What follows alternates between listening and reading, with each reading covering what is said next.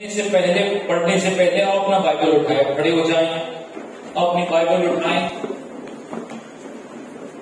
हाथ में प्रभु के पास लेके जाएं, मेरे पीछे प्रार्थना करें। प्रभु यीशु मसीह, मैं धन्यवाद देता हूं, ये वचन आपका है, सत्य है, मैं इस पर विश्वास करता हूं, मैं इसे समझना चाहता हूं, अपनी आत्मा से भरपूर कर मैं यीशु मसीह के नाम से प्रार्थना करता हूं, आमीन।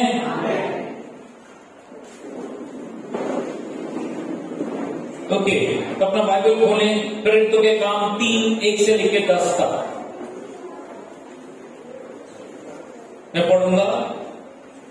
दोपहर बाद 3 बजे प्रार्थना के समय पतरस और यूहन्ना मंदिर जा रहे थे।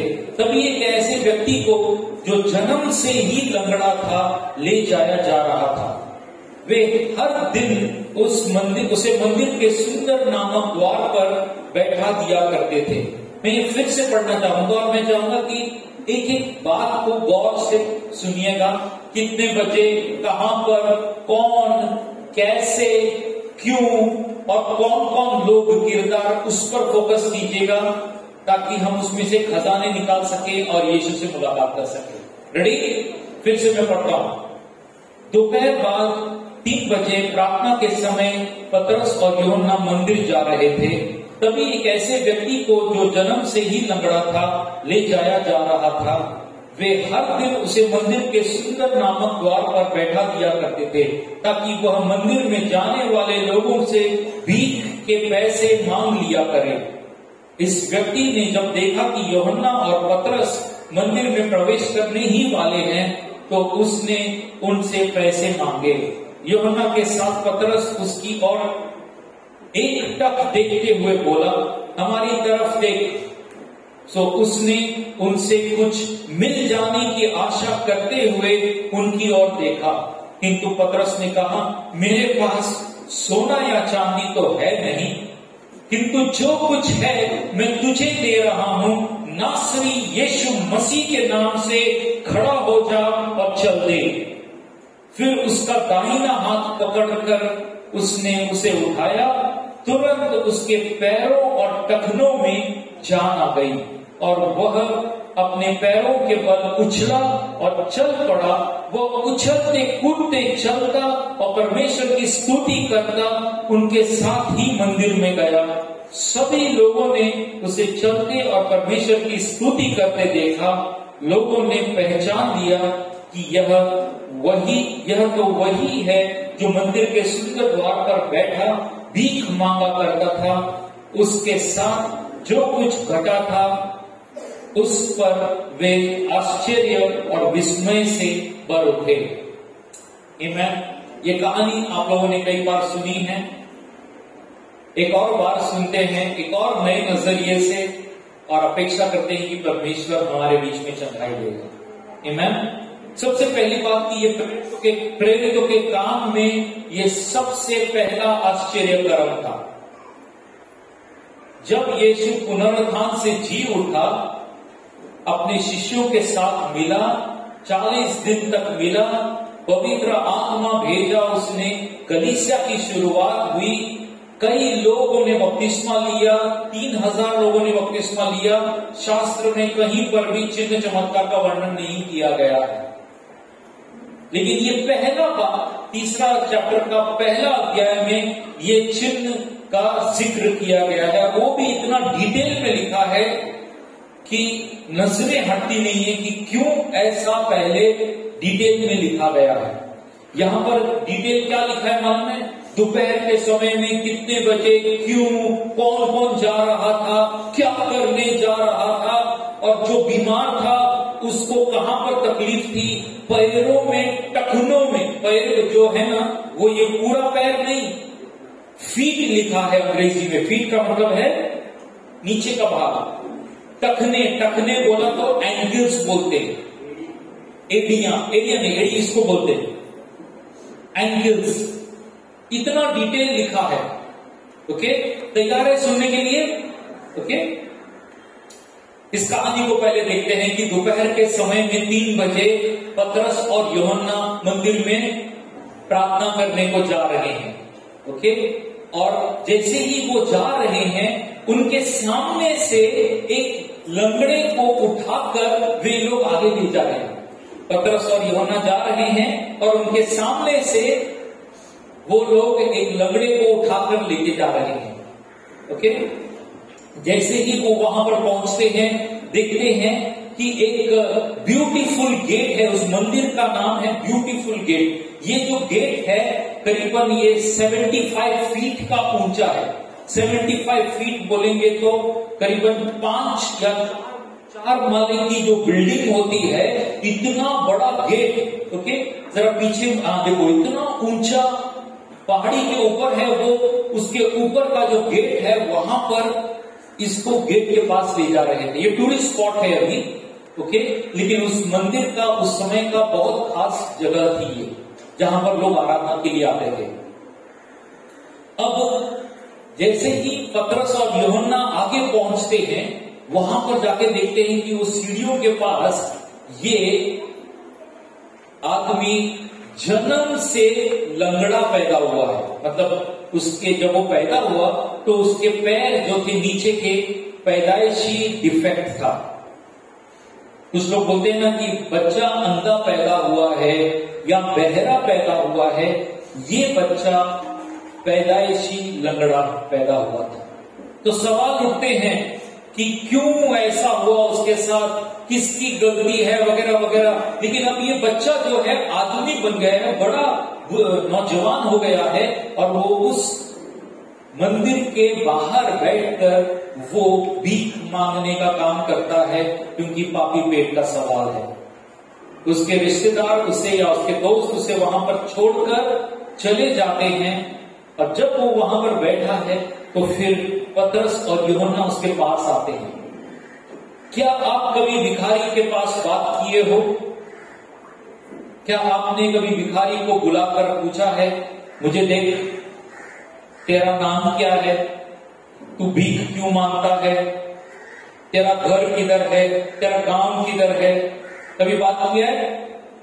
हम लोग यही सोचते हैं, वो मेरे पास नहीं आना चाहिए, मेरी जेब में छुट्टा है कि नहीं।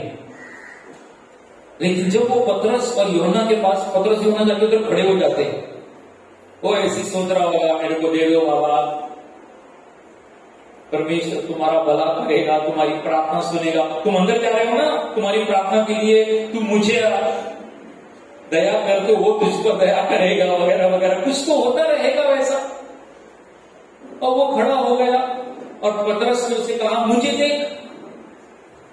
उसने उसे देखा और सोचा ये कुछ सांप है, बड़ा होगा, ये कुछ ज्यादा देने वाला है। और सबसे पहले पतरस उसे बोलता है, वो घोषणा करता है, मैं कंगाल हूं, सोना और चांदी मेरे पास नहीं है। तो वो सोचता रहेगा, ये भी मेरे साथ बैठेगा, ये भी अपना चादर डालेगा, मेरे साथ बैठेगा, क्योंकि इसके पास भी सोना और चांदी नहीं है, ये भी मेरे जैसा है। लेकिन वो उससे कहता है, सोना और चांदी मेरे पास नहीं है, लेकिन जो मेरे पास है वो मैं तुझे देता हूं। यीशु नासरी के नाम से उठ और खड़ा हो जा।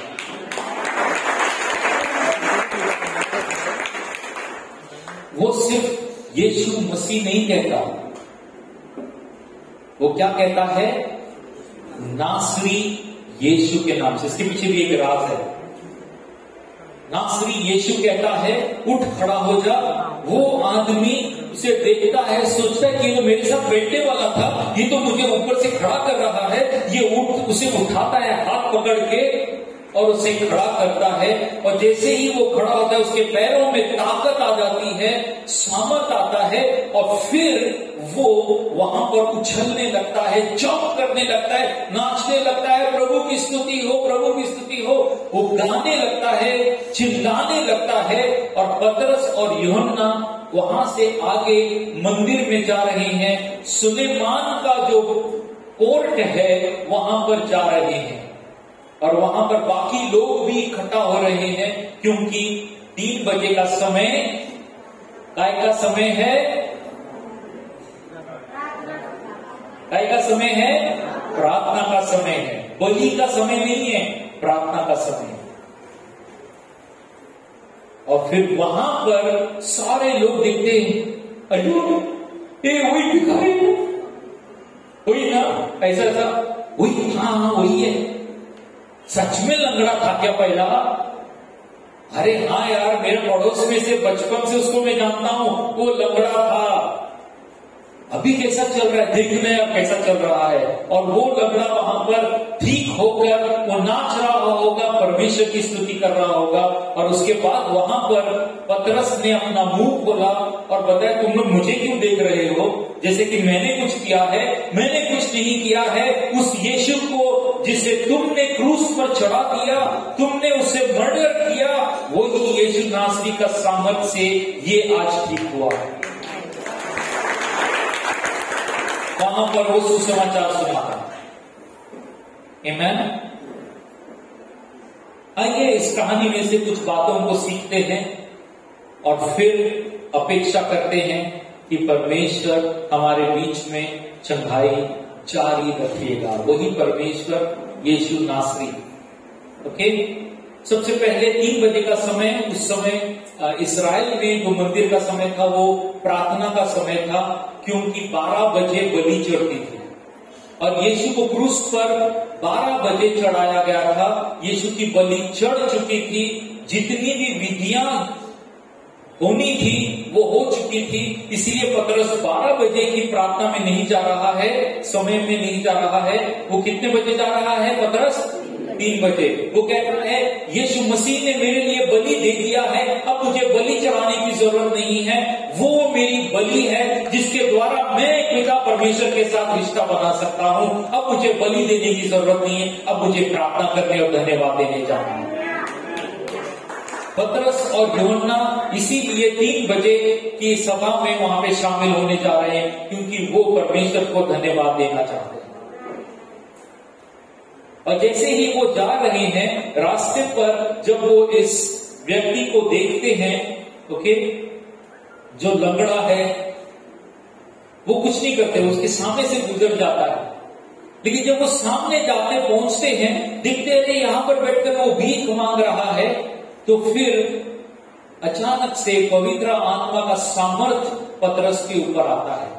वो कहते हैं कि विश्वास का जो वरदान है, चमत्कार करने का जो वरदान है, वो परमेश्वर का पतरस के अंदर उतर के आता है और पतरस उसके सामने विश्वास के साथ खड़ा हो जाता है और कहता है कि यीशु नासरी के नाम से उठ और चंगा हो जाए। ये वरदान है जो परमेश्वर देता है और अपेक्षा करो कि परमेश्वर तुम्हें भी आज ये वरदान देगा कि तुम जहां कहीं भी जाओगे, तुम इस वरदान के द्वारा बीमारों को चंगाई दे सकते हो। आमीन। बात आगे बढ़ती है।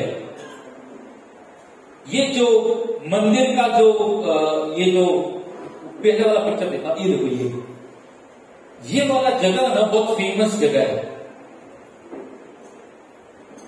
इसके पीछे सुलेमान का आंगन है। सुलेमान जो राजा दाऊद का बेटा था, सुलेमान, उसका आंगन है। बहुत फेमस जगह है जहां पर लोग इकट्ठा होते हैं, प्रार्थना करते हैं। ऐसी ही जगह पर यीशु मसीह भी गया था। जब प्रभु कुछ महीने पहले क्रूस पर जाने से कुछ करीबन 1 साल पहले यीशु भी उसी जगह पर गया था। और आपको मालूम है क्या हादसा हुआ था? यीशु के साथ फारसी लोग भिड़ गए थे और उसको वे लोग पत्थर मारने पे तुल गए थे। याद है? यीशु खंभे के पीछे से छुपकर बाहर निकलता है और जैसे ही बाहर निकलता है, एक और वहां पर अंधा, जन्म का अंधा बैठा था और यीशु के शिष्य उसको पूछते हैं, प्रभु किसने पाप किया? उसने, उसके माँ बाप ने, याद है ये किस्सा? और यीशु ने उस अंधे को चंगाई दी थी। अब वही जगह है, वही स्थान है जहां पर यीशु को भगाया गया था। वही स्थान है यीशु को पत्थर मार के भगा दिया गया था। लेकिन अब यीशु क्रूस पर सारी कुर्बानी देकर तीसरे दिन प्रभु हमारा जी उठा है। अब प्रभु कहता है तुमने मुझे भगाया था, मुझे याद है, तुमने मुझे ठोकर मारी थी। कहां पर? वो कॉर्नर पर, वहां पर। अब मैं ओपनिंग बैटिंग करने वाला हूं, ओपनर, बैट्समैन। डालो तुम बॉलिंग, और मैं पहले बॉल में छक्का मार के दिखाऊंगा। स्टेडियम के बाहर बॉल जाने वाला है। यीशु का तरीका क्या है मालूम है? अब मैं आराधना कर रहा था तो मैं ये बात प्रभु ने मुझे याद दिलाई कि मैंने वो जगह क्यों चुनी शुरुआत करने की। प्रभु ने चमत्कार जो था वहां से शुरू किया। वहां से क्यों शुरू किया? क्योंकि वहीं से यीशु को ठोकर मार के वो लोगों ने ठुकरा कर यीशु को भेज दिया था। और वैसी ही जगह पे यीशु ने कहा मैं आऊंगा एक दिन, मैं आऊंगा एक दिन और दिखाऊंगा मेरी भलाई भलाई भलाई भलाई, तुम उसे रोक नहीं सकोगे। हालेलुया। हमारा प्रभु जिंदा है, वो नई चीज करता है, उसे कोई रोक नहीं सकता सिवाय तुम खुद अपने जीवन में उसे आने से रोक सकते हो। कोई माई का लाल तुम्हारे जीवन में परमेश्वर की भलाई होने से नहीं रोक सकता सिवाय तुम अपने आप को विश्वास के बिना तुम उससे कुछ भी पा नहीं सकते। और यीशु उसी स्थान पर जब पतरस वहां से जाता है, परमेश्वर का सामर्थ पतरस के ऊपर आता है, वो हाथ बढ़ाता है और इसे उठाता है और सीधा अंदर लेके जाता है। जहां पर यीशु को लात मार के भगाया था, जहां पर यीशु को वो लोग ठुकराना शुरू किए थे, वहीं पर यही लड़का जो जन्म से लंगड़ा था वो खड़ा होकर नाचता है और गवाही देता है कि यीशु जिंदा है। हालेलुया। तुम्हें कहां पर ठुकराया? तुम्हें किसने यीशु के नाम के लिए लात मार के भगाया? कितने लोगों ने तुम्हारा अपमान किया क्योंकि तुम यीशु पर विश्वास किए हो? तूने पानी का बपतिस्मा लिया और तुम्हारे खिलाफ तुम्हारे गांव वालों ने तुम्हें निकाल दिया। अब यीशु सब देख रहा है। वो देख रहा है तुम्हारा अपमान हुआ, वो देख रहा है तुमसे कई चीजें छीन ली गई। अब यीशु कहता है ये नया दिन है जिसे मैंने बनाया है। अब मैं जो करूंगा उसे कोई रोक नहीं सकता। मेरा सवाल है, क्या ये लंगड़ा कभी उसने मांगा कि मेरे पैर ठीक हो जाएं? उसने प्रार्थना की? क्या वो ऐसी जगह पे जाके बैठा जहां पर यीशु जा रहा है और जैसे अंधों ने चिल्लाया था यीशु दाऊद के पुत्र मुझे चंगाई दे, क्या वो उनमें से है जो मुंह खोल के चिल्लाकर बात करता है? सोचो कि वो एक डरपोक लड़का है, बेसहारा है, अपना विश्वास भी मुंह खोल के नहीं बोल सकता क्योंकि उसे शर्म आती है। उसके पैर लंगड़े हैं, मुड़े हुए हैं। मैंने एक फोटो निकाला यूट्यूब से, कुछ इस प्रकार के रहेंगे, इसे भी भयंकर होंगे। उसको शर्म आती होगी कि वो चलता नहीं है। उसके दोस्त लोग उसके बचपन से दौड़कर गेम्स खेलते होंगे, झाड़ पर चढ़ते होंगे, क्रिकेट खेल रहे होंगे, फुटबॉल खेल रहे होंगे और ये बेचारा बैठकर देखता होगा मैं नहीं कर सकता, मैं उसके लिए पैदा नहीं हुआ हूं। उसने अपने आप को अपनी क्या बोलते दुकान जो है बंद कर दी होगी, मेरे लिए तो हो ही नहीं सकता। लेकिन प्रभु अपनी महिमा के लिए सब कुछ करना जानता है। हालेलुया।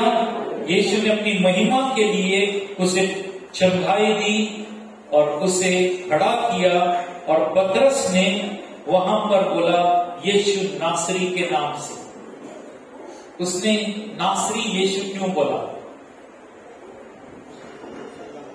क्योंकि उधर के लोग जो नाजरत से आते थे उनको बोलते थे हट घाटी। क्या बोलते थे? घाटी लोग है वो लोग। नाजरत बास मारते हैं वो लोगों से, वो क्या वो अच्छे लोग हैं, गंदे लोग हैं। उधर से मसीहा आएगा, हो ही नहीं सकता। मसीहा तो ऊंची जात में से आएगा। और क्योंकि वो नाजरत से था, लोग उसे ठुकराए थे, क्योंकि वो कहां से आया था। और पतरस उसी का नाम लेता है, कहता है नासरी यीशु के नाम से उठ और खड़ा हो जा, जिसे तुमने ठुकराया था वो कोने का पत्थर हुआ है। उसी के ऊपर अब कलीसिया बनी, क्योंकि परमेश्वर ने पतरस से, यीशु ने पतरस से कहा था तू कोने का पत्थर है, तू समझ गया है मैं कौन हूं, तू पहचान गया है मैं तेरा मसीहा हूं, अब मैं तेरा इस्तेमाल करूंगा और कलीसिया बनाऊंगा। जिन्होंने यीशु पर इस प्रकार भरोसा किया है कि वो तुम्हारा मसीहा है, तुम्हें यीशु इस्तेमाल करना चाहता है अपनी कलीसिया उभारने के लिए। हालेलुया।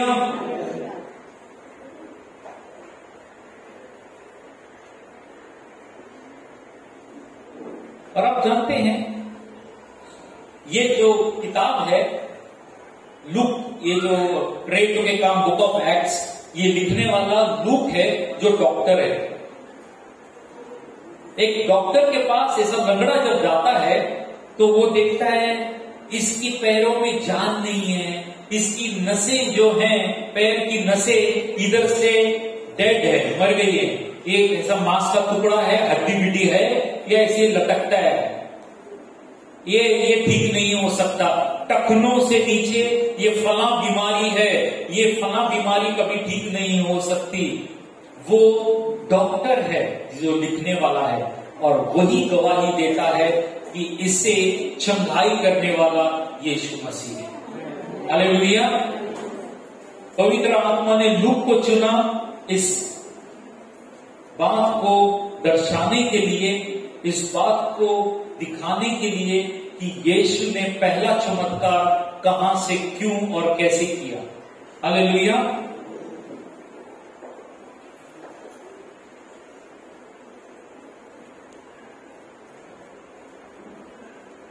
ये प्रभु जब क्रूस पर गया तो उसने हमारी कुछ चीजें अपने ऊपर ले ली और कुछ चीजें अपनी वाली हमको दे दी। उसने हमारी कुछ चीजें अपने ऊपर ले ली और कुछ चीजें अपनी वाली हमको दे दी। अगली बार बताओ कि आज बताओ, आज बताएं। हमारी पुरानी चीजें अपने ऊपर ले ली, हमारे पाप की सजा उसने अपने ऊपर ले ली, हमारी बीमारियां, शारीरिक कमजोरियां उसने उस क्रूस पर लटकते हुए अपने ऊपर ले ली।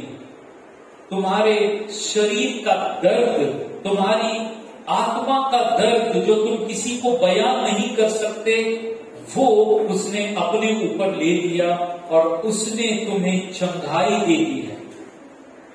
उसने तुम्हारे पाप ले लिए, पाप की सजा अपने ऊपर ले ली और अपने धार्मिकता के वस्त्र तुम्हें पहना दिए।